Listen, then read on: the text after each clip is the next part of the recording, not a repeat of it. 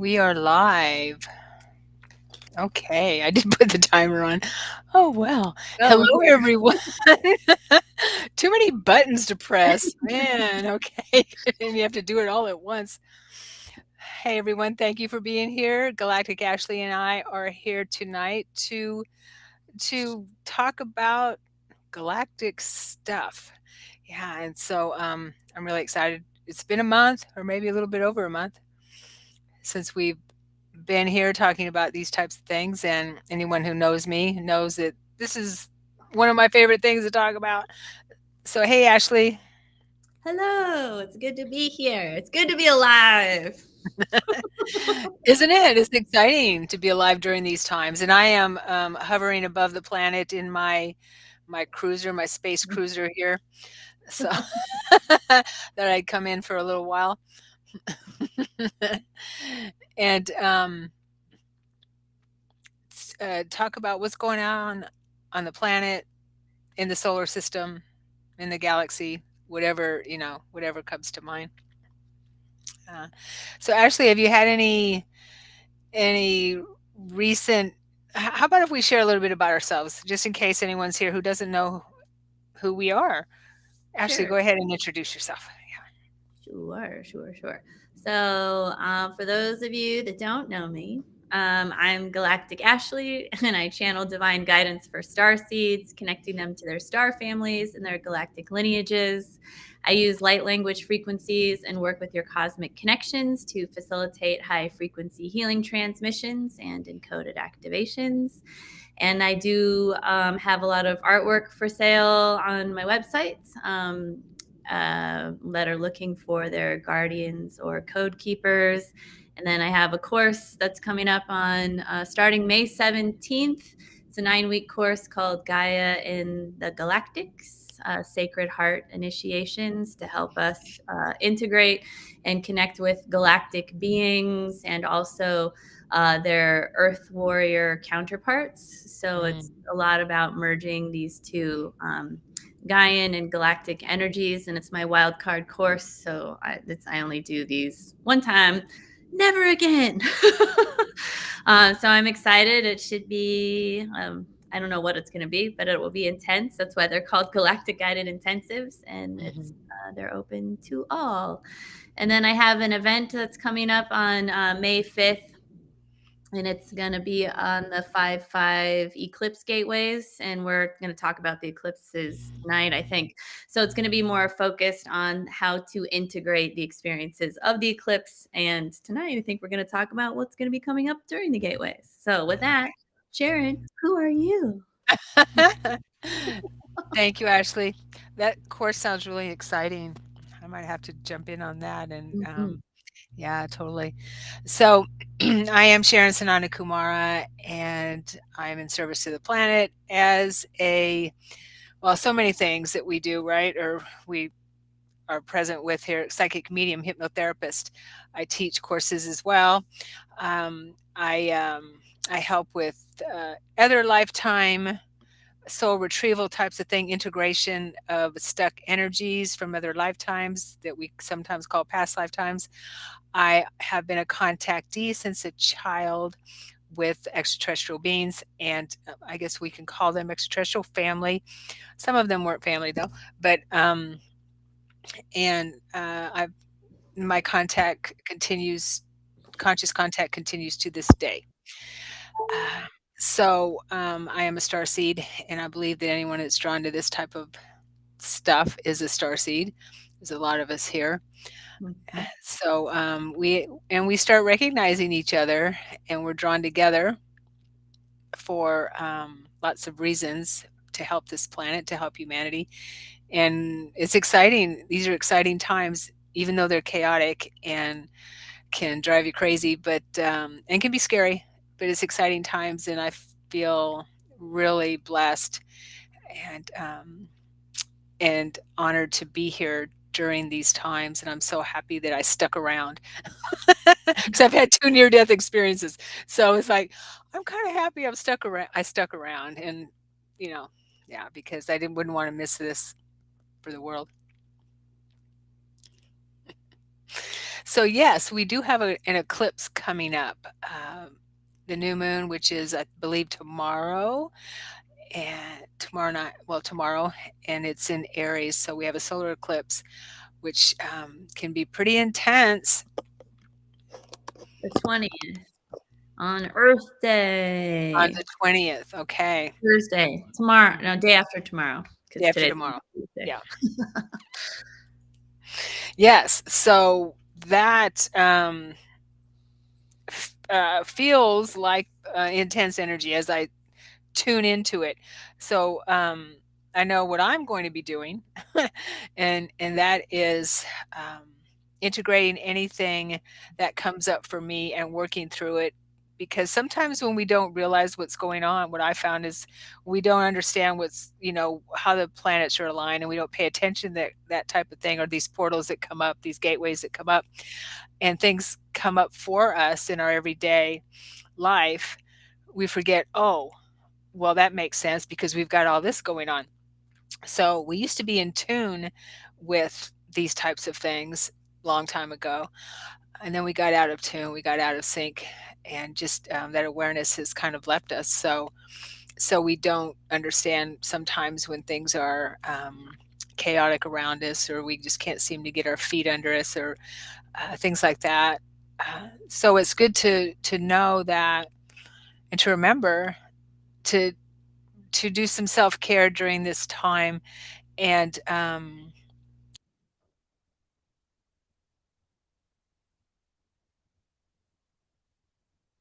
Uh-oh.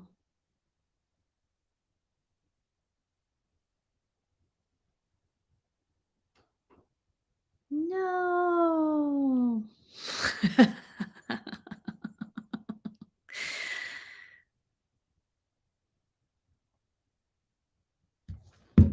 Okay, so let's just hang out for a minute to see if she unfreezes. Do, do, do. Do, do, do, do. Do, do, do. Handaraya ko koira shoro. All right. Meditative self-care. All right. So I'm going to start talking now until she comes back. She's been having problems with her internet since they've switched over to T-Mobile or something. So I don't know. So I will go ahead and talk. So some of the messages that I have been getting, what we can take advantage of is that the reason why these are eclipse gateways is because there is a solar eclipse, and then we're following that, we're heading into a lunar eclipse. And I was just trying to double check the dates really quick because I can't off the top of my head remember the lunar eclipse, but it's right around the corner. So what this gives us the advantage to intentionally go into these gateways with awareness, knowing that there's going to be, I mean, we've already been working with a lot of the solar flare energies, which are also going to be supporting this, getting blasted, so to speak, but basically allowing our bodies to become entrained with the solar frequencies. So, on top of that, we are being offered these gateways. So, the energies become aligned, stargates open, systems open, and so you can set intentions to work with solar frequencies. Maybe there's something that you've been wanting to take action on, to do some doing, and to work with allowing your cellular structure to open up, and to ask for these higher, to open the body and ask for these higher frequencies to actually come into your system so that you can make room to let go and allow that which what we would call non-beneficial energies, thought forms, and belief systems to be lifted and enlightened, healed and forgiven, lifted and enlightened, healed and forgiven. So to let these parts of us that no longer serve us, essentially it's an opportunity for you to allow aspects of yourself to die off.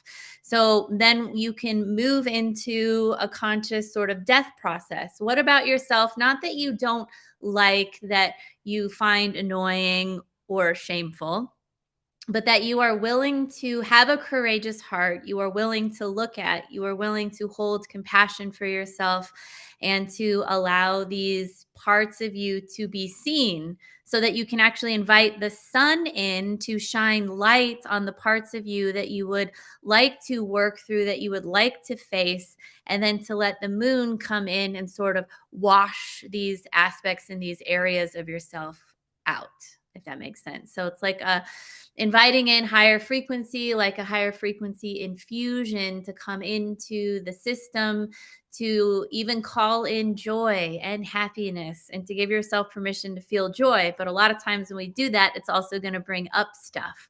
And that is the beauty of working with these higher frequency energies, is that it allows us to feel joy, to feel these high vibrational energies. And then as those energies come into us, it sort of brings up, you can think of it like a filtering system, or like the leaves will rise up and rise to the top of what sort of needs to be scooped up or scooped off. So then we can allow the lunar frequencies to come in and sort of be the scooper and sort of remove them from everything that's going on. Welcome, Sharon. Well, thank you. Thank you for holding down the fort. Yeah. I was talking like crazy and realized I'm not connected. Okay. Wow. Keep going. Mm. No, we're good. So what, I don't remember what you were talking about.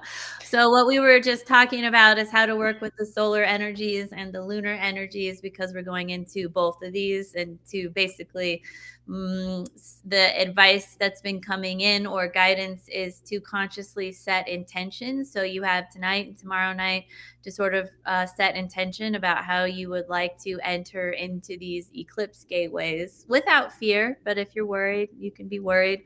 But to set an intention, and maybe even tonight we offer you ceremonies so that you can start a sort of an intention ceremony and go into it.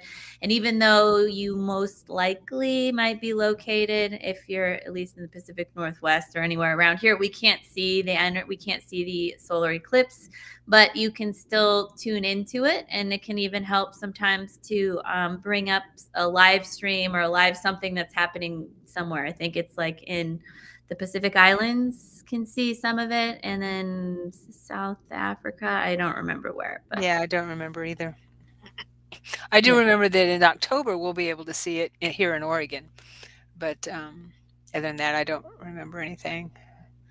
Yeah, so that's intense stuff coming up. Uh, and there's another one in May, you said, right? Yeah, well, there's the lunar eclipse is also coming on the tail end of the solar eclipse. Not the same day, but I was trying to look up the dates. Oh, okay. Okay. But then you froze. I yeah, I got to tell you, don't ever get T-Mobile, people. Ever since we got T-Mobile, I keep getting bumped off of the internet, so I apologize. Maybe that's just our deal over here where I'm at, but I don't have anything nice to say about them as an internet provider. Okay. Yeah. So Oh, it is bas- on May 5th. Sorry, May 5th. it's May 5th. Okay. Yeah. So intense stuff going on, definitely. Um, yeah, I was just sharing about kind of what I like to do during these times is during these gateways is to make sure that I am aware of anything that comes up within me during these times and take care of it at the moment. Anything that might be coming to the surface. Um, Also, I like to pay attention to my dreams during these times because they seem to be more intense and I get a lot more conversations, I guess you could say. Lucidity. Yeah. I would just maybe invite people to make sure to nurture yourself during these times and pay attention to what comes up for you. And I like the idea of a ceremony, definitely, or some kind of meditation time to help integrate the energies. And ceremony can be small. Maybe you can call it a ritual if you only have 5 minutes, but Mhm. even just a small quiet space for 15 minutes, placing in intention and attention on what you would like to work through during the time can be helpful. Just it can be light a candle, just sit there for a minute. It doesn't have to be a 2 hour or 10 hour sort of scenario. With a Right, small yeah. offering, an offering can help. An offering can be a crystal, can be pick some plants outside, flowers, a stick, whatever you feel guided to sort of offer. Your Offer voice, words, like offerings can be so an offering, some kind of something about light, and then 5-10 minutes. Mhm. Yeah. Um, Also, I think it's, I think that we forget to tune in or basically remember about the sentient energy of the sun and the moon as sentient beings, and we forget to offer anything to the, to the sun or the moon, as sentient beings, like offer whatever it is, gratitude, love, anything that we would offer to any kind of a being that we have an intention to work with. So it's so I think that's really helpful, is to remember that going back to our ancestor days, our ancestry day, ancient days, that the sun is sentient, the moon is sentient, and so we can have that conversation and that intention with them as sentient beings. Yeah. And I like to, well, I'm a sun worshiper anyway. I'm sure it's in my DNA somewhere because I love the sun, and here I live in Oregon. But in Oregon, in the Northwest, we do appreciate the sun a lot more than, because I lived around the South most of my life, but where we kind of take it for granted. So we definitely appreciate it here in the Northwest. I love the sun. I mean, who doesn't like being in the sun, especially when it's kind of rare during this time of year? So yeah, any ideas that anyone has that they would like to share about maybe what your ritual is during an eclipse? We'd be really happy to see that for sure. Yeah. So Ashley, have you had any communications with your peeps about what's going on now in the world or in our collective? Putting the pressure on. Oh, No, that's okay. I mean, what is the title of the show? I know, right? That's why we're here. Um, I've been doing a lot of personal work, and they keep just bringing me back to the importance of all of us taking responsibility for our stuff. And that's been kind of a lesson that's been coming up for me. So it's taking sometimes, like for myself, I have a history of taking over responsibility for things that are not mine. So I have been working through sort of disembodying the mother and disembodying the father. And during those processes, I was kind of like waiting because some energy came in and I was like ready to do something about it. But I realized it wasn't actually mine and it wasn't my responsibility, but it was responsibilities that I had taken on.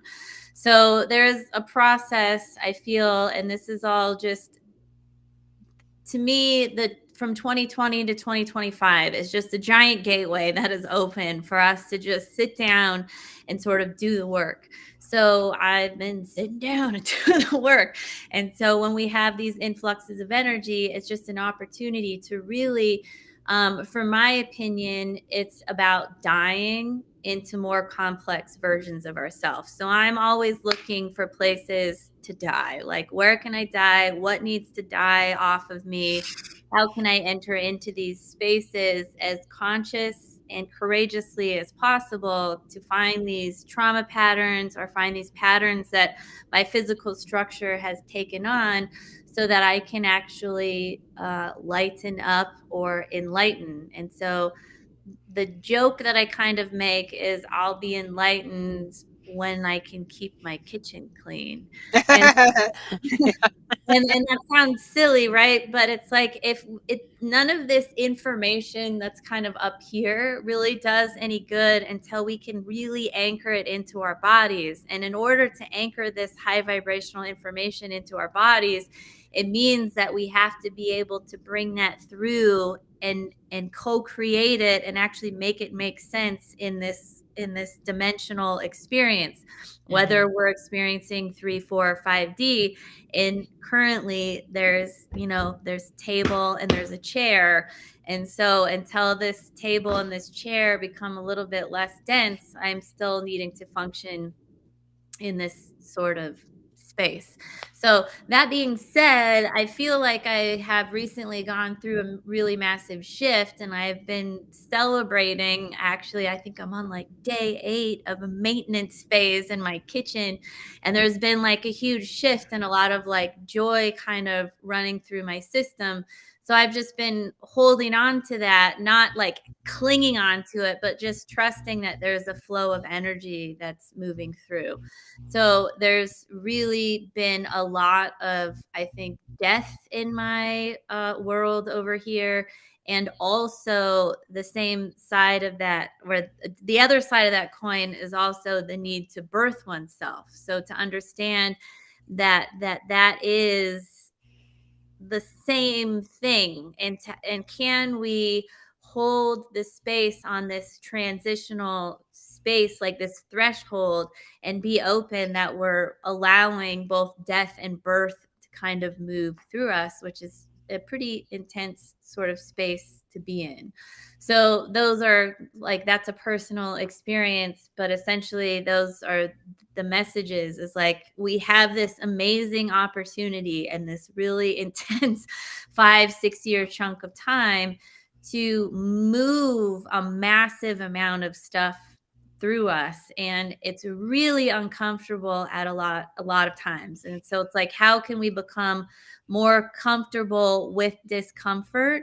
How can we understand and really know what discernment is? So discernment is of the heart, judgment is of the mind.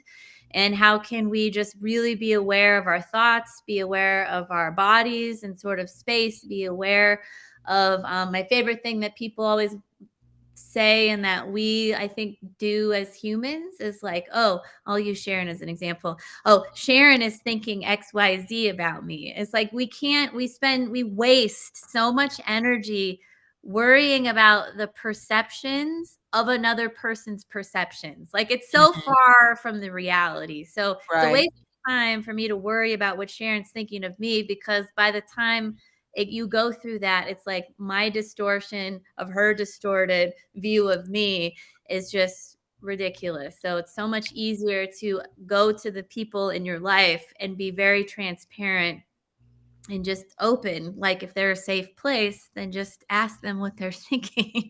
You know, and I used to do that too, and have those feelings of gosh, everyone's judging me kind of thing, and that's Mhm, and fear's public speaking comes from that, right?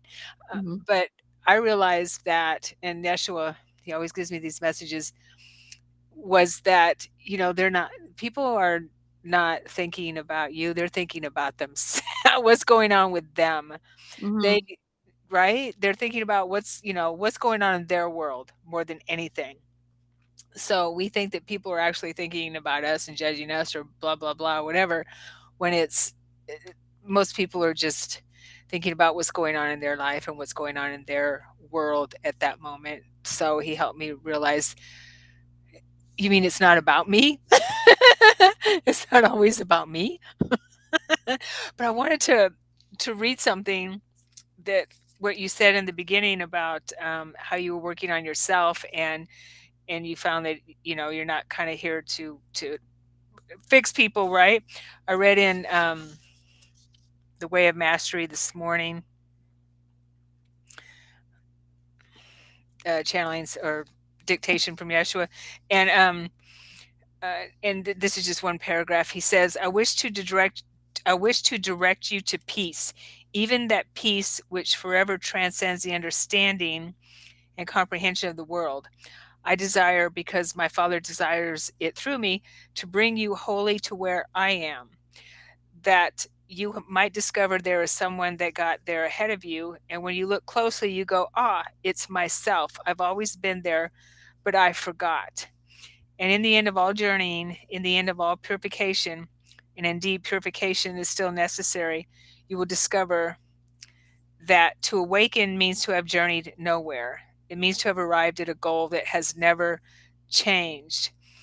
Awakening is only remembrance, but it is a remembrance not just of the intellect, for it is not an idea as you would understand ideas. It is an idea that vibrates through the whole field of your beingness, so that even the cells of the body, while yet the body remains coalesced together in its present form, even the cells of the body awaken and relax into the truth that is true always.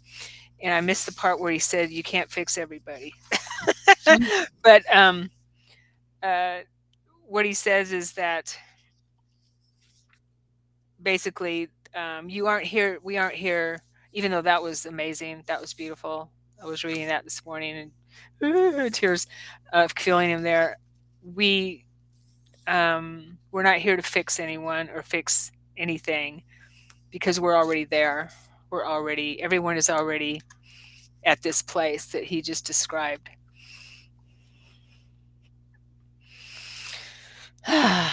If we're going around trying to fix things, then that means that we're assuming that something is wrong. And that includes Right. with ourselves. And if we're going around trying to fix people, I don't want to say that's the worst thing that we can do, but we're really projecting. It means that we're uncomfortable with what somebody else is doing, and what somebody else is doing doesn't really have anything to do with us. Or we're saying that what that person is doing is wrong. And then if we're trying to fix somebody else, then in a lot of ways, we're robbing them of their own empowered journey. Now, if somebody Right. comes to you and asks you, "Can you That's help different. me?" And Hmm. that's completely different. And then we still can't. I had this huge realization.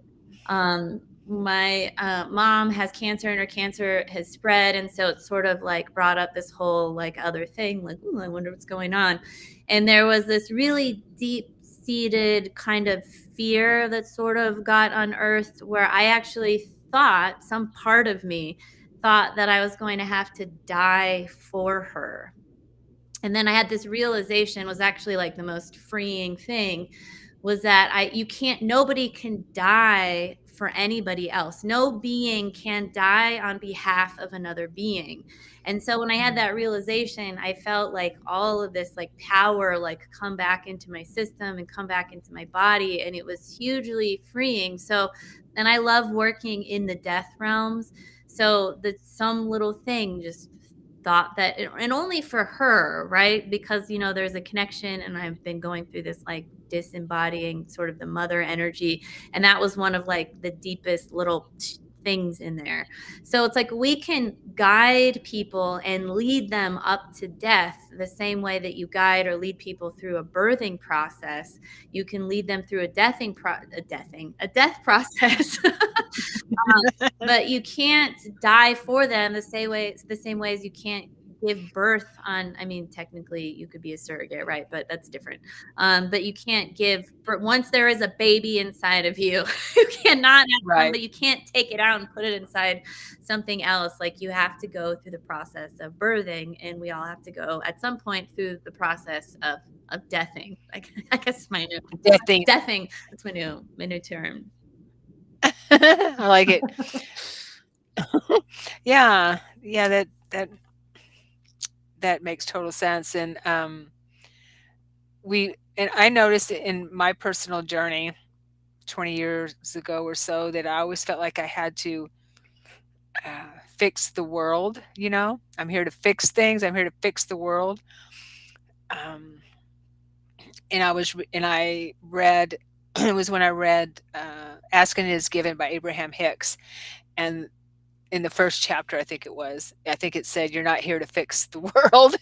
You're not here to save the world," basically. Because oh, I have to save everybody. I have to save this. I have to save that.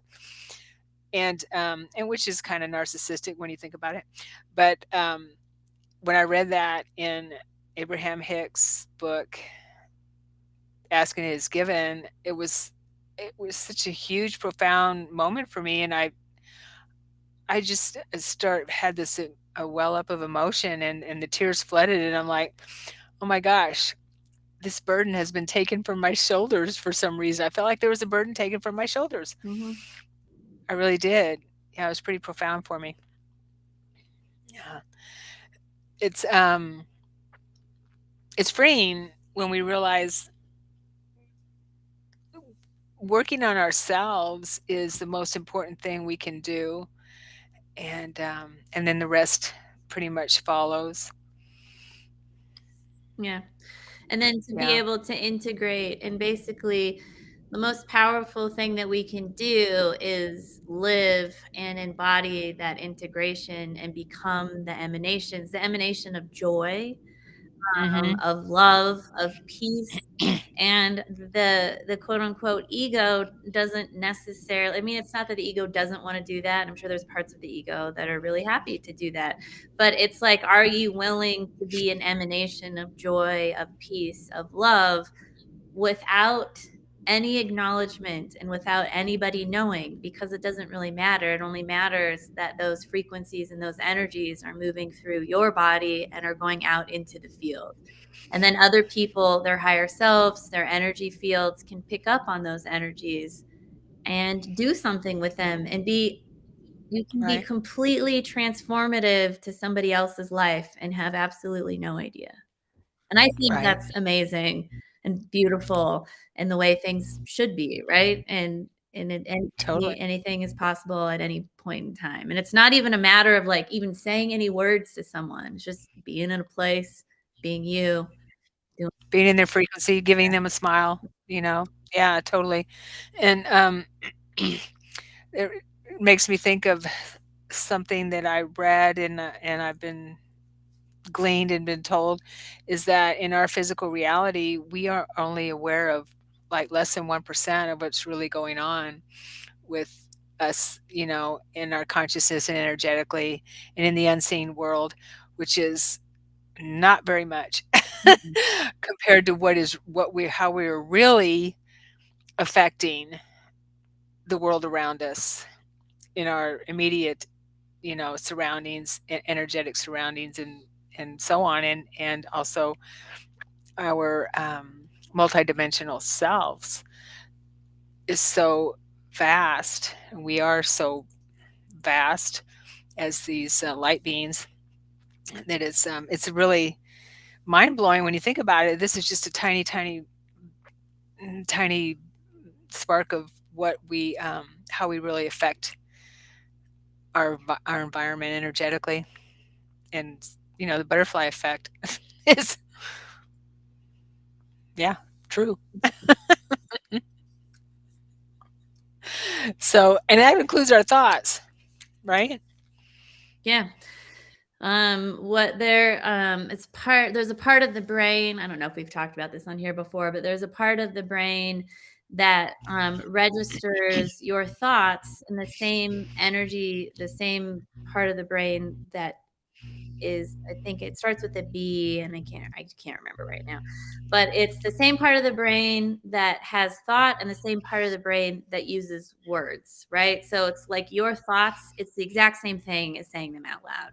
And if we all spent as much time thinking about how powerful our words are and that they actually have a very profound effect on not only ourselves, but other people, we might actually slow down a little bit more and choose our words and choose kindness and think about how our words are affecting people. And not only that, but our voices can program our water bodies and program our Mm, own bodies more than any other voice can. So our personal voices have so much power and have complete authority and we have so much sovereignty over our own bodies. So it's not just, oh, I didn't say that out loud. Or, there's like people that are like, oh, I don't want to manifest that. So I don't want to say it out loud. But if you're thinking it, it's the same. It's the same It's the thing. same thing. Like, and Yeah. our brains, our bodies are processing it exactly the same. So Mhm. if you want to adjust something or work towards something, what I always tell people in my courses is to make audio recordings Right, I was just thinking that. of your own voice and play that while you're sleeping or in meditation, because it's your voice that your body is going to respond to more than any other voice. And I Yeah. think that that is just hugely powerful. Oh, yeah, definitely.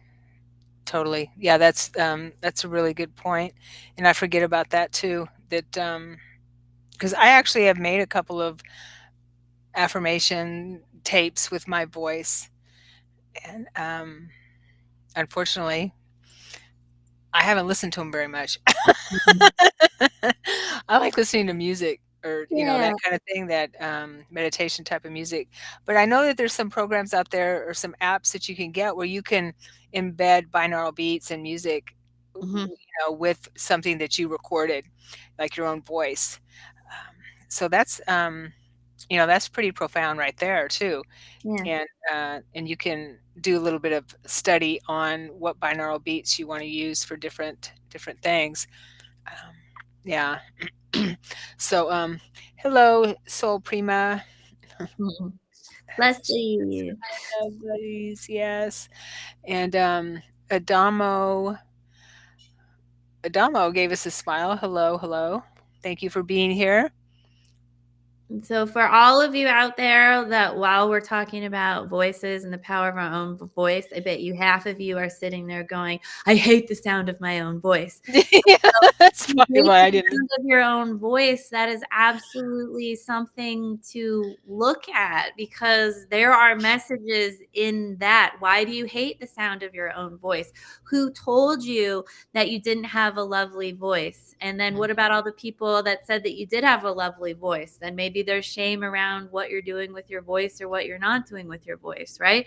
So Right. think about how you feel about your voice, because we all have, there's like a resonance in our own tone of voice. In there's, it's called like vagal tone, right? So it's like how we are able to calm our own central nervous system. How when you are speaking, you can pay attention to when your voice goes up higher in your throat. So pay attention to who you're speaking to when that's happening. When do you feel small? When do you start coughing? So our voice and the tone of our voice is always communicating with us, and being able to track your own central nervous system during the day, like when it gets activated and when it isn't, and paying attention to your voice when you're comfortable using your voice. I mean, these are all like lovely things that we can work towards, that because our bodies are always communicating with us, and our bodies are 100% multidimensional, and they're connected to every aspect of our soul. Every multidimensional aspect of us are connected to the future and the past, to different lifetimes. And our bodies are hugely powerful resources that are directly connected to this planet and directly connected to source. So if you're confused, ask your body and go to your body, and start practicing and playing with the wisdom that your body has. I love that. Yeah, our body definitely is intelligent, and you'll be able to tell, if you don't already, um, how your body reacts, or reacts to your affirmations, and reacts to your breath, reacts to your thoughts. Uh, Anything, you think something, you could do a test. Think something that maybe is, kind of negative, and see and feel into it and see how your body reacts. And then think about something that makes you feel good and see how your body reacts, and feel your body and get in tune with your body, because that's really important. And yeah, we hold all our cell memories within our body, within our cells of our body. And it's, uh, that's why we get triggered sometimes when things come up and we get triggered and we don't even know why. It's because we have memories of things that are, Mm-hmm. traumatic experiences, not necessarily in this lifetime, but others, where, and it just comes to the surface and we don't even understand why. So the more aware we are of that, good point, Ashley, the more free flowing we are and we can be, because that's really good stuff. Hey Shelly, good to see you. Shelly is here. Speaking of bodies, a lot of Yes. bodies have been getting sick. You've been Oh, sick, right? Do you want to talk about that? uh, well, yeah. I mean, I just I have noticed a lot of people are getting sick right now, and something's definitely going on with well, with me, it just hit me like a freight train. I don't even know where it came from, but obviously something was going on in my world. Uh, yeah, I would say again, nurture yourself if you have anything that comes up at the time. I believe that there's just what I was shown many years ago, and this may be way out there, crazy, sound crazy, whatever, but I was shown many years ago by my guidance that, how do I put it? These whenever we get sick, okay, whenever we don't feel good or something like that, because I had a head cold and some kind of a um, infection, bacterial infection. Um, Whenever we do get sick, there's something that is, how do I put it, coming up in our system that needs to be taken care of. Okay, it comes up in our system. It's and we also have, uh, if we look at it, I don't know how to put it. If we look at our world, our reality here as a computer program, okay, that which I kind of feel is, kind of we're kind of like that because I've seen the grid. I've said this before. I've seen the grid that computer kind of viruses can get injected into certain areas of the program. Does that make any sense? Am I making any sense? Sort of. It sounds like you're comparing the body to like a computer or a piece of technology, and you're talking about how it can get viruses. Yeah, but they're not maybe the viruses we think they are. It's a different. What I was shown was that it's a it's not an alive. It's like a computer virus. Hmm. Yeah, I don't know how to describe it. Uh, yeah, I was shown that it's not what we think it is, basically, and I would have to do another meditation on it to be able to describe it like I saw it before.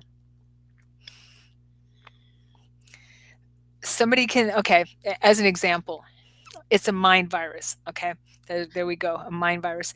Uh, about last March 2020. Okay, when all when everything started happening about the pandemic and everything, uh, I was feeling fine. Everything was fine, and then someone said to me, "I'm not feeling good. My throat starts to hurt." Like that, I felt it jump into my throat. I felt in my throat. It was it was it was a mind virus. Hmm. So you're basically saying that because you hadn't had that thought before, and then that person offered that thought, there was a part of you that was resonating with fear that then took that in, so that then you were sick. Thank Okay, you. you're welcome. I didn't know how to put it into words because I see it in the concept. Right. So Yeah, there's a lot of people that I talk to and they've had very similar experiences. And there's also people that will say that's not in my reality. And then all of a sudden it is in their reality because at the same time, we are still part of a human collective. So if mhm, there's still enough people that are believing it, then we can become susceptible. So I totally agree with what you say. And at the same time, I also want to remind people that just because you get sick, it's not your fault. You didn't do anything wrong. right. Because there's something to pay attention to that the dragons are always bringing up is I'm sorry, I had to start standing because I was in the car for 3.5 hours driving to make sure that I Oh, could that's get here to be here. And then my legs started falling asleep and my body was like, we don't want to sit anymore. So I'm just gonna stand here and kind of fidget a little bit. no, that's Um, fine. is our we have a massive amount of energy in our subconscious that we're not aware of. So just because we consciously know, we can know a lot of things and be like, that's not a part of my reality. But Mhm, some part of your reality exists in the subconscious that believes that. So a lot of times we get sick and that illness is absolutely a message. So I used to get sick a lot. I used to get a lot of strep throat, a lot of just a lot of throat things. I would lose my voice. I know Sharon has a lot of history of losing her voice too. yeah. Um, and a lot of that was because I wasn't actually in my authentic voice. Like a lot of this would happen in grad school and it would be towards the end of the semester. So my body would like hang on. And then at the end, it would be like, yeah, we're done. And a lot of it was because I wasn't using my voice at points when I needed to use my voice. So it was still me healing, and sometimes I was using my voice when I was meant to use my voice, and it's bringing up all of the times that I was silenced or didn't have a voice from this lifetime and other lifetimes, that it has to still heal through the physical body because we're still physical beings that are having to discharge a lot of these energies. So I know that I think Shelly just said that she was also sick. I had a ton of my coaching clients all got sick, and I think I had like maybe 8 of them, and only one of them finished quote unquote on time. And so like massive amounts of sickness, both like throwing up, fevers Mm, coming out wow. all orifices of the body. And in a lot of them had, and because we were working together, there was a lot of perspective about like what was literally coming up and coming out, because a lot of times we have these really visceral physical experiences, and when we can sort of yield to those experiences and let those frequencies come out of our body, we can see maybe the technology that's coming out of us. We can see these old past parts of ourselves, and then think about, how do you want to be taken care of when you're sick, and can you sort of care for yourself in maybe the ways that you weren't cared for when you were sick before. So there's so many opportunities that are available for us when we are sick. I, knock on wood, wasn't sick when everybody else was getting sick, but it doesn't mean that I didn't have periods of like yesterday. I was super, super tired yesterday, but it was because I was coming off of a weekend at like the Rasani Fair, which was just a lot of energy. And I was just like, oh, this is why I take Mondays off. Yeah, I do too. I take Mondays Yeah. off, yeah. So Nice. there's a lot happening. So if you've been sick, I've noticed a lot of clients, a lot of people in my last course, a lot of people were getting sick. So you're definitely not alone. And I kind of think it's a good thing. Mhm. Yeah, well, if it needs to be brought up and Yeah. cleansed, yeah, definitely. And I did have a high fever for about 3 days. Um, so yeah, it's no fun. I haven't been sick in 3 years, over 3 years. So I consider myself lucky 'cause, blessed, you know? Yeah. So it's been a while since I've been sick, but it was a doozy. So I guess I guess that's what happens when you haven't been sick in a while. But yeah, uh, a lot, um, a lot of that going around right now. I still kind of feel that there's some kind of mind virus that, I mean, I was shown that Yeah, because that's we it. Huh? That's a thing. Yeah. Yeah, I totally believe that, and I believe what I'm shown, so by my guidance, because it makes sense. It's like, Mhm. "Oh, I know that," you know? I already know that. "Oh, yeah, that makes sense." But anyway, so we wanted to talk about that a little bit. Yeah, Shelly, I hope you're feeling better. You still feel tired all the time. Yeah, it's a doozy, whatever mind virus we got going on right now. Whatever we have going on. Yeah, and there's a lot of energies uh, clearing or helping us to clear, bring stuff up too. Totally. So I just wanted to share that I saw a giant in my backyard this morning as I was waking up and coming back from my travels. I feel um, now the intel out there in the circles I listen to, like Michael Salla and all them, that he has an insider that is talking about, and there's other people that he talks to, interviews that are supporting the information that there are very large beings in these sarcophagi uh, who are waking up, that they've been buried, in certain areas around the planet. And because of what's going on on the planet and with us, they're waking up apparently. And for some reason, when you're in that liminal state and you have those visions, I woke up and I saw very clearly. And I get these all the time. I saw very clearly. I'm standing on my porch and I see in the backyard. I see this giant male being walking away from me by the deck, and and he's wearing black pants and a black wraparound kind of shirt with a belt, and his whatever he was wearing was not modern. It was more something that he wouldn't wear.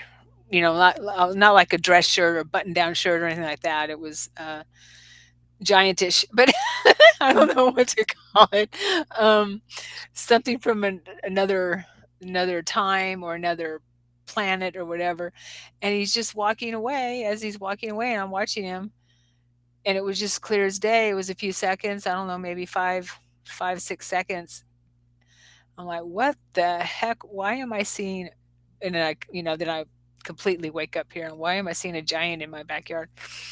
So I have a feeling maybe I was having some kind of communication with him. I only remembered as he was walking away. That was crazy. I see a lot of crazy stuff. Um, Also, I remembered quite a few years ago, and I had a conversation with someone about it today, where I had a very strong vision of being placed in a sarcophagus and being the lid, closing the lid, and being pushed, the sarcophagus. I'm seeing it from the outside being pushed into some kind of a cave wall or something like that, and and then I, as me, uh, uh, feel more expanded right after that. I feel consciousness seems more expanded. I have more knowledge. I have more clarity. That type of thing. So I don't know what that was all about, but as I was talking to this person today, I did an interview for my website, and we were talking on my channel where we are now, and she was talking about that ancients have done that, and we brought up also the idea of the halls of Amenti, Mhm. where a lot of beings have left their avatar there and then go off and then come back, and if it happened in a split second, because we can go somewhere and come back. I know this from my NDE, and that kind of stuff. And in a split second we go and get information and get our consciousness does travels all over to other star systems and stuff, and then brings it back, and then we're back in our avatar here. That's that's kind of crazy. So I believe that we have that ability already. Those of us that have chosen to do that type of thing, that it's happening. I've talked about this before, but I can just see it happening. It's I believe we're going to do that on a conscious state, maybe in this lifetime. What do you think about that? About that, about in particular, about what? Avatar bodies stored around the universe or the galaxy. Mm, in relation to I think I would maybe a different perspective. I don't know, not in relation to the halls of Amenti. I feel like we're, at least for me, what I've been shown is that I'm here to build a quote unquote dragon body, and that plants and animals are here to help facilitate that. And one of the weeks that we're doing in Gaia and the Galactics is coming in with the plant medicine consciousness, which is just any plant, right? That plants are here to help us remember how to convert light into life, right? So to me, it's not about having something, even though there might be like an overlaying process.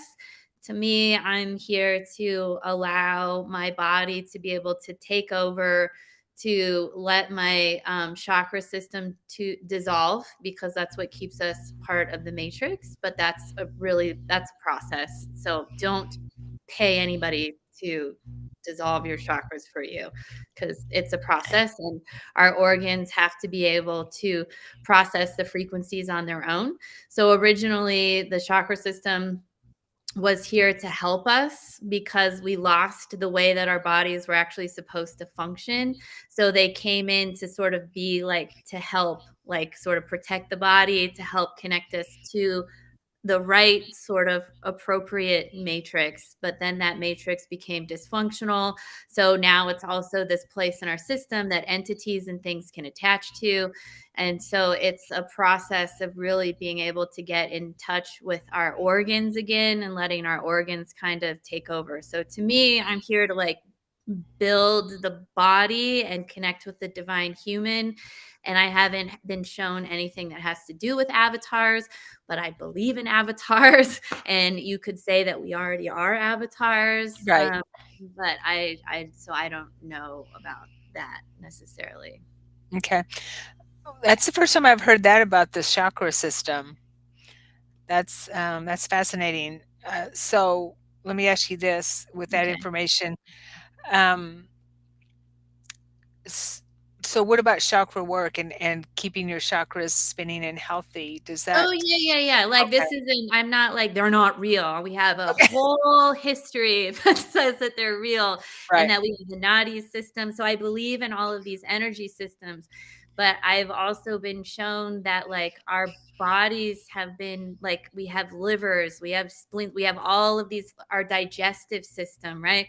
Like naturally, our system is meant to sort of work with light, right? Right. And so Right. it's that we were given or gifted the chakra system to help support the body, because the body began to get lost from the original divine DNA, began to sort of be controlled. So with this system, we absolutely still have to keep it clear, because they are like these portals and these Right. vortices, but our bodies were originally designed to have connection points. I mean, the womb is 100% a portal between life and death, which is why so many women out there, when they become pregnant, they sort of feel more open. They have a lot of more psychic contact because you have this being that's growing inside of you. Everything starts opening. But our heart is like that. Our throats are like that. Like, Mhm. so we have to be able, so the working with your chakra system is completely important and very valid, but we also need to work on our body. And I believe that the chakra system is something that was meant to help us. And then we're also supposed to transition out of it back into the divine body.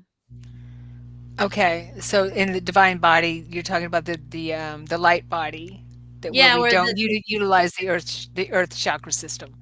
yeah, or just that this body doesn't need a chakra system because Right. my digestive system can digest more than food. It can digest light.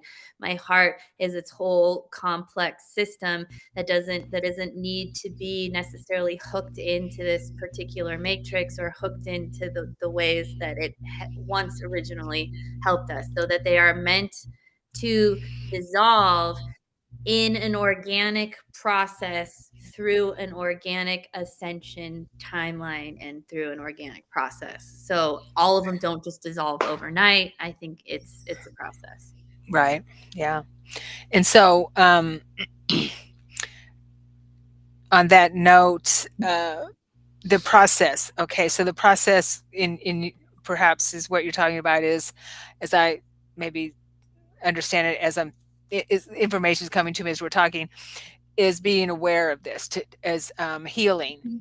right? Yeah, and Raising there's our like raising our frequency, being as holding as much light as we can, integrating as much light as we can, so that we mhm. are working on that process and continually working on that process. Correct? Is that how you see it?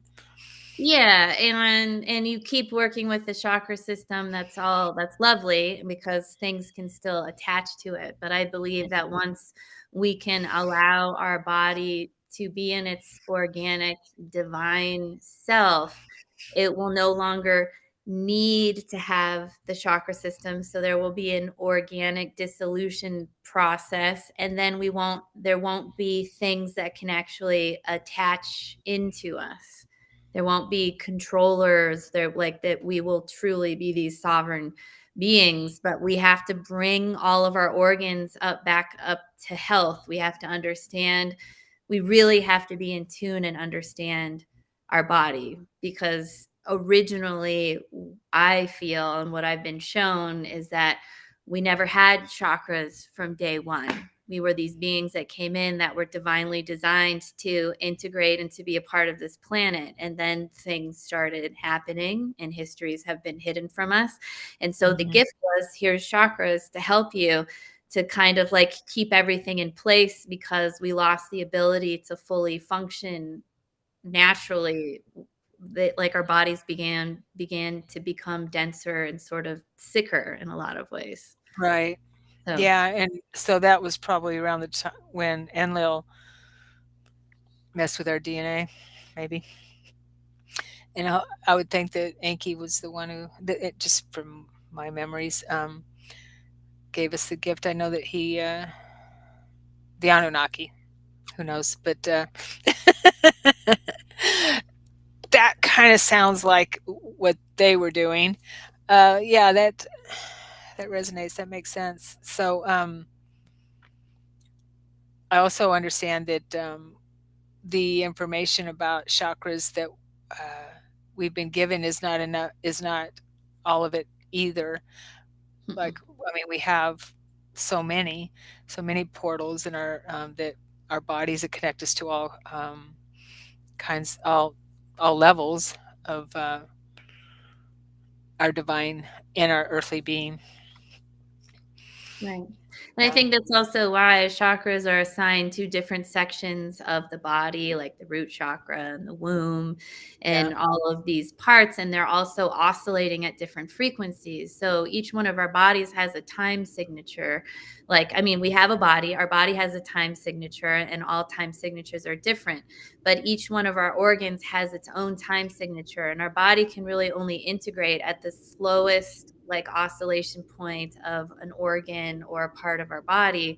So it's kind of why they've assigned sound to to different chakras, and that Mhm, these chakras are meant to help stabilize the different organs that they're associated with. mhm. But at some point, the chakras will be able to dissolve because these beautiful organs that were originally given to us can sort of take over and function how they're meant to function. So it's an interesting process.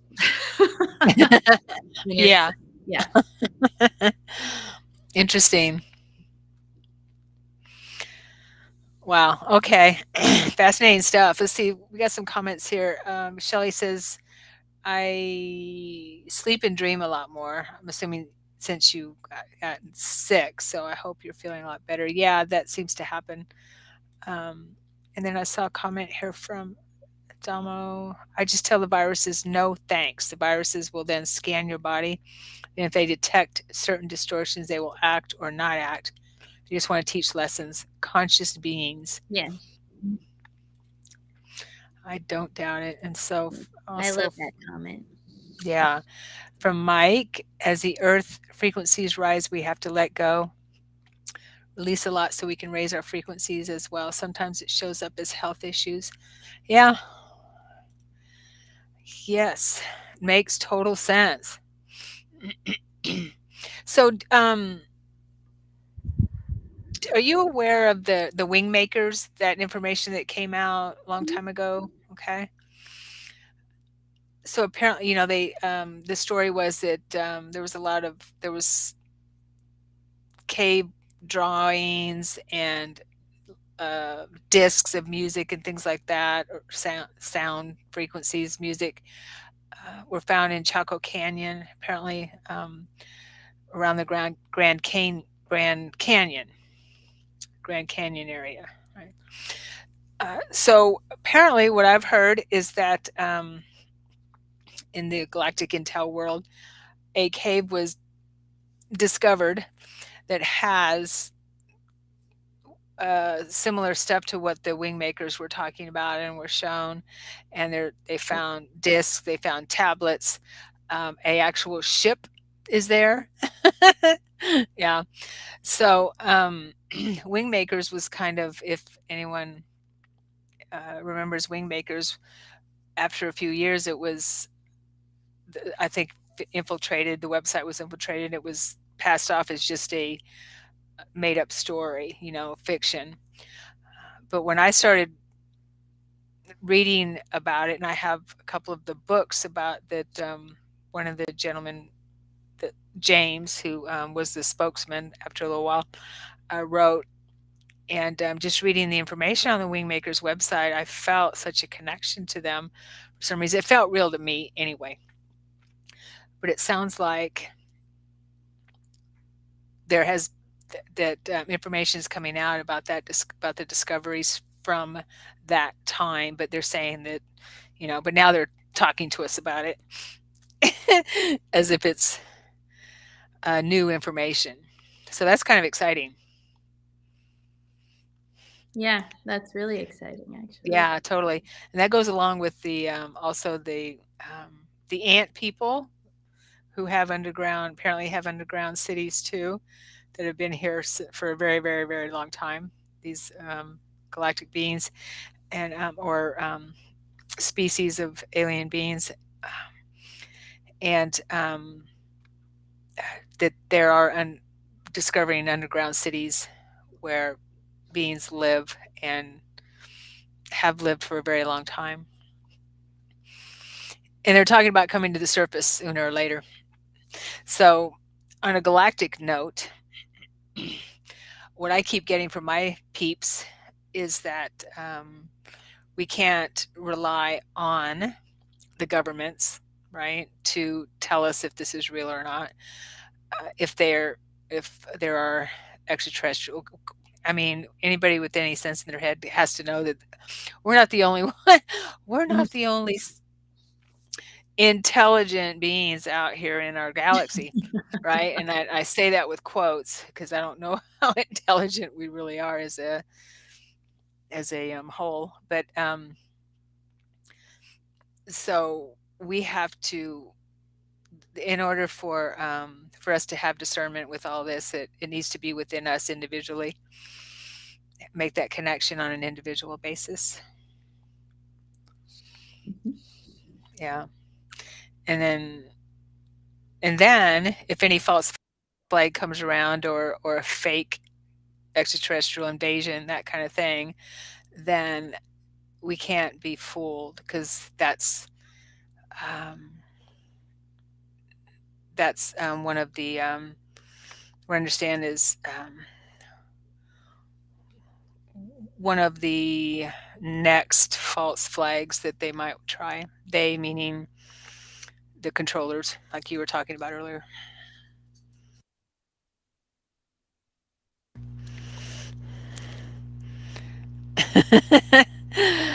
Exciting times. I think so. I always feel I don't know, I just think there's a, whether I mean, I guess if you're tuning in, you're probably gonna be pretty galactic oriented, but I feel like there's a really big benefit, even in your own spiritual and psychic development, to work with animals and insects, both the earth ones, and they all have galactic counterparts. So whether you want to work with the ants crawling across your kitchen sink, or the ant people, or the ant beings, or the insectoid beings, spiders, like the divine weavers always show up to me as these massive spiders. And Mhm. they're amazing at weaving new timelines in. They're also amazing at helping me to sort of energetically purge that which no longer belongs, or to remove any sort of non beneficial energies, thought forms, or belief systems. Um, and to even like choose an animal, maybe you want to go into a meditation, choose an animal or an insect, because the way that spiders, for example, the messages that I've gotten from spiders is that they're creating with their webs these portals and these like stargates, like they're literally showing you how interconnected they are, how interconnected we are. Mhm. They're not even using their sight, but they are able to understand when one of their threads is out of alignment, and they will go and they will make adjustment just based on the sound of the movement of the wind and the breeze that is coming through. And so even studying an insect or studying an animal and sort of tuning into those energies and frequencies can be really helpful as you move through any challenging times. How are they experiencing the solar energies? How are they experiencing the gateways, that the eclipse gateways that are coming up? Because they have bodies and they're grounded and they're also connected. So next time you see a praying mantis, know that that being is absolutely connected to the great mother mantis beings. And so we're going to be working a lot on that in the Gaia and the Galactics course that's coming up. But whether you're in that or not, I mean, these are just tools that you can use or that you can tune into, because just like them, we have amazing intelligence in these bodies that know how to naturally connect to our galactic counterparts or our stations of identity. And the more that we connect with those energies and the more that we embody them, the more that we're able to shift the field here, but the more that we're actually able to move through these sort of challenging times, and we're able to bring these stations of identity in and embody them and integrate them, which is how my understanding is how we move into higher dimensional frequencies, because we add these different perspectives to everything that we're looking at and everything that we're experiencing it. So we're not just looking at this one perspective. It's like we have the diamond mind, or that's what the beings always show me, like this big giant diamond. So you have this big giant diamond that has multiple facets on it, and every time you look through those facets, you have these different windows. So every time you look at an experience, it is always multidimensional in nature, and it always includes this absolute moment that we are in. And then you can shift and that you can move it. So to me, ascension is so much about expanding our perspectives on what is happening, so that way we can actually move through these challenges in sort of with ease, grace, and unconditional love. The challenges don't necessarily go away, but the way in which we can shift and move through them is just, I find it really interesting and fascinating, and things do kind of ease up. And the fact that it is okay to feel joyful. Like, the beings are always saying that it is okay to feel joyful, even if things kind of around you aren't so joyful all the time. To force it, but it's a natural, innate state that is a part of us. So, how many of Mhm. you, and I've been like this, I'll be happy when after I do X, Y, and Z, then I can feel happy. Why can't you feel happy now while you're doing X, Y, and Z? Right. Yeah. I love that. Thanks, Ashley. I know I love watching insects. They're fascinating. I learn so much from them. Spiders, yeah, spiders are amazing. When I see a spider web with the sun shining through it or light shining through it, I mean, I could stare at that for Mhm. a very long time. It's just amazing stuff. Definitely, that's really I mean, good, it's sacred good insight geometry there. that these beings, like, created for you so we can stop and, like, take that in. That's a transmission that's coming through. Mhm. That's beautiful. Um, what you were talking about, of multidimensional, that we have the diamond mind and all that. It reminds me of mine and my sister's photos, or orb photos, and the spirit mist photos, and how much every time I look at them, I see something more different and more. Because I noticed that when everything's like that when you look at it, in the micro. um, First, when I look at it, whoops, in the macro, I see the whole kind of thing. Mhm. I see it in that, and as I zoom in, like orbs or spirit mist or anything like that, I see everything that makes up that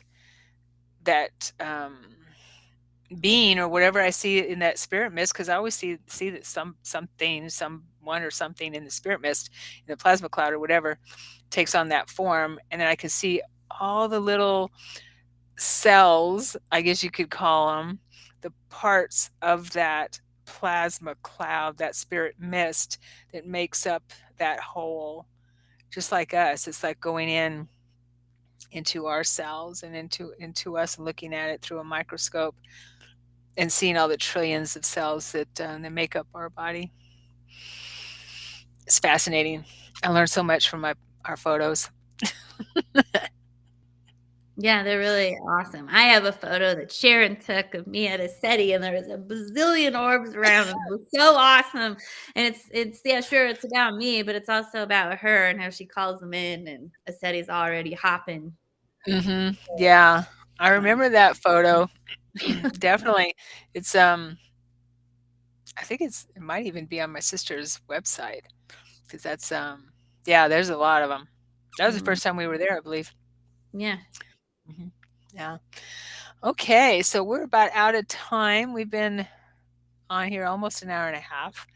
Of course, I skipped out a little bit, but if anyone has any comments or questions or anything like that, complaints, whatever, now's your time. Now is the time. Now's the time, or hold your peace until next time. So, yeah, it's been a lot of fun. Anything else? Let's see here about the galactics. I'm getting to where, not getting, but I feel that we are getting to that place of where, um, star seeds, especially, it's just kind of natural for us to know that they're here with us. Does that make sense? I mean that there's This, others? What do you mean by that? I mean, knowing that star beings or star families are here with us, just in a higher frequency, or maybe on the ships. I've Oh, talked yeah, to a yeah, lot of, yeah. okay, so That we they're can around us. connect to them. Is that what you mean? Huh? That we can connect to them, or there's That other we can, people that are also connecting to their star families? yes, and Yes. that it's not such a big, maybe that's just in my world, but it's not such a big deal anymore. It's getting to be, it's more normal, Yeah. more, yeah. It's just who we are, because they're making it a lot easier for us to it I mean, we are making it a lot easier. They and us and Federation and everything that's been working with our planet, everyone and everything with our this part of the system, has the veils thinning, all of it is making it easier for us to be able to feel them and be connected, and to where it's just it's just normal. It's not such a big deal. Yeah. You're Yeah, preaching to the choir over here. I'm like, I don't know what he's like. I know, I am. Totally Okay. normal. You're like, yeah, I know that. I've been knowing that for years. Yeah. But tell me But something more I don't people know. are also realizing that. Is that what you mean? Yeah. That's what I mean. Yeah. Yeah, that's what I mean.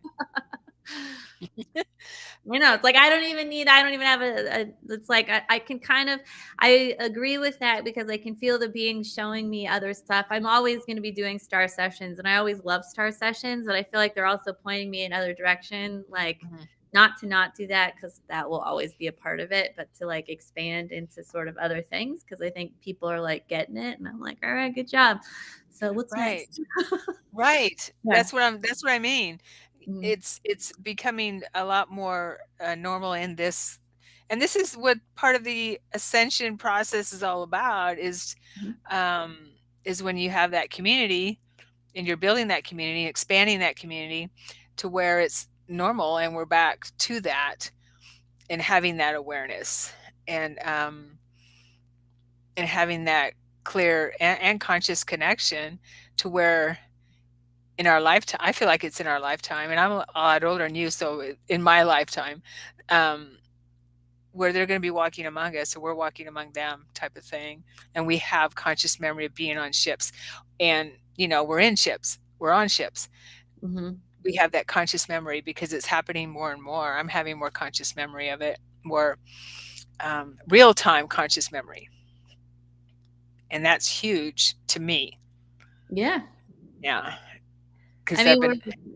we're here to uncover. I mean, our history has been kept from us, and the way in which we're being fed a false history in a lot of ways. I Right. mean, even just we're talking basic history, like colonizers, right? Yeah. Like the ones colonizers write history. So whatever they're saying, not true. So even that little not a huge aspect of it, but beyond that, like we have the right, all of us, it is our divine right to access our true history. And the purpose of Mhm. that is because if we cannot access our history, and my history is going to be different than Sharon's history, it is our divine birthright to access our history, because without access to our history, we cannot heal.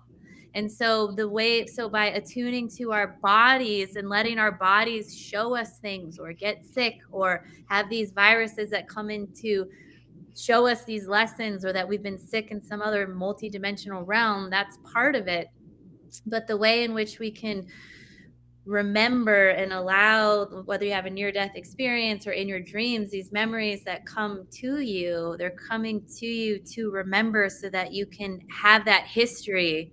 You can own that history. You are a sovereign kingdom in this body unto yourself, and that's your history. And by accessing that history, you get to heal whatever disruptions happened in your own history. And so it's massively important.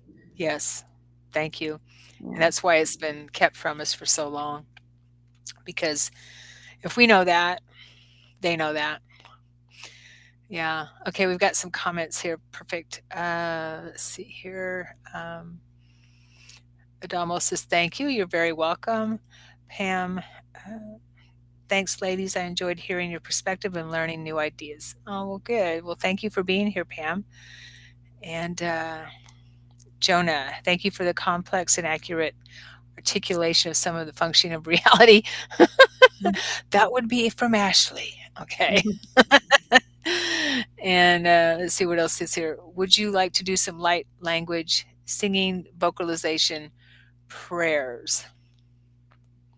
Yeah, we can do that on the way out for a few minutes if you want. Is Sure. there anything that you want to say or include in? in it. We can set the intention to help people with integration and to help find your intention that you would like to bring into Thursday's beginning of this, even though we're already feeling it now, into the solar and lunar eclipse gateways. Sounds Yeah. good. All right. We'll see how this audio goes. We'll not worry about it. All right. So let's all take a deep breath in. Imagine that with every breath that you take in, you find yourself being drawn in and magnetized into the center of the new earth, the earth that always was, is, and will be, the earth that we know her to be. We can go ahead and invite in our multi-dimensional and galactic aspects to connect with our earth selves, remembering that we are part of Gaia in this moment, and that Gaia is an earth ship, a spaceship, and that she is part of all of the star nations, and that she is beloved as we all are.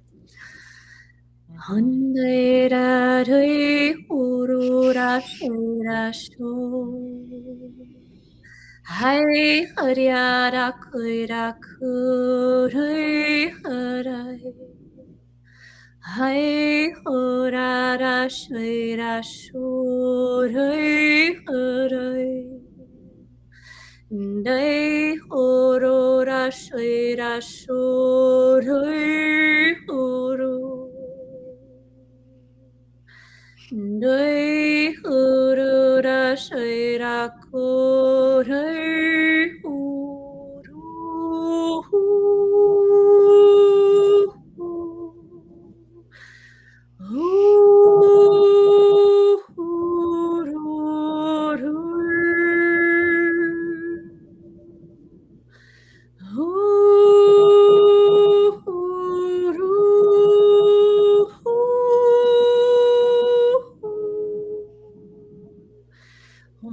Shunda shunda shunda shun Koryara shura pura handiachra hunda krashunda krashunda buhanda buhanda buhanda koera shumba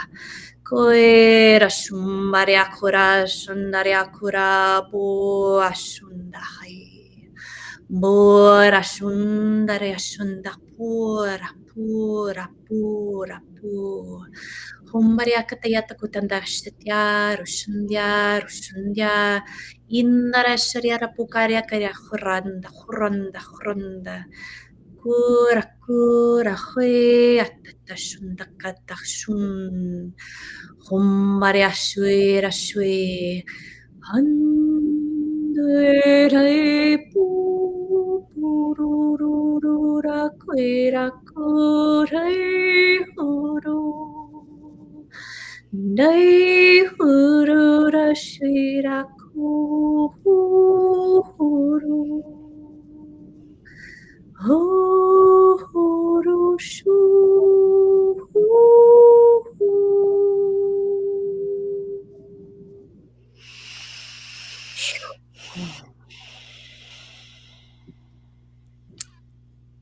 With that, we say thank you, thank you, thank you, and we love you, we love you, we love you. Thank you. Thank you. Beautiful. Thank you. Thank you. Whew. Thank you, everyone, for being here. And we will see you next time. Thanks, Ashley.